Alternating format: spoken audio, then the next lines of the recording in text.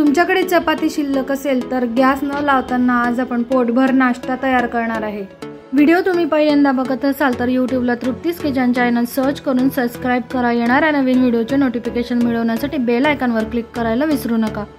शेंगदाण्याची चटणी, कुठल्याही प्रकारच्या लोणच्याचा सार, लिंबू, बारीक चिरलेला कांदा, कोथिंबीर आणि चपाती। शिल्लक राहिलेली चपाती किंवा ताजी चपाती असली तरी तिला थोडी हवा दाखवून हाताने बारीक चुरून घ्या किंवा मिक्सरला फिरवून घ्या। त्यामध्ये कांदा, स्वादिष्ट अशी शेंगदाण्याची चटणी।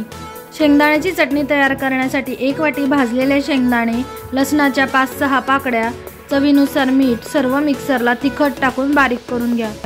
गोड आंबट कैरीच्या लोणच्याचा 2 चमचे सार, स्वयंपाकासाठी वापरत असलेले थोडं तेल आणि हिरवीगार बारीक चिरलेली कोथिंबीर टाकून सर्व सारण एकत्र मिक्स करून घ्या।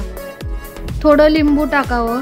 तुम्ही जर आंबट लोणचं टाकलेलं असेल तर लिंबू टाकायची आवश्यकता नाही। कांदा कोथिंबीरवर थोडं लिंबू टाकलं म्हणजे त्याची चव अधिक लागते। तर बघा, अशा प्रकारे छान असं सर्व मिश्रण एकजीव झाल्यानंतर असा झटपट नाश्ता तयार होतो। अशा प्रकारे झटपट तयार होणारा चपातीपासून पोटभर नाश्ता, याला तुम्ही चपातीची वेळ सुद्धा म्हणू शकतात। त्याचबरोबर तोंडी लावण्यासाठी छान असं गोड आंबट ताजं दही आणि मिरचीचं लोणचं।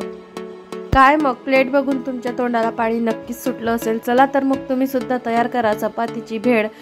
रेसिपी आवडल्यास रेसिपीला लाईक करा, शेअर करा आणि कमेंट्स करायला विसरू नका।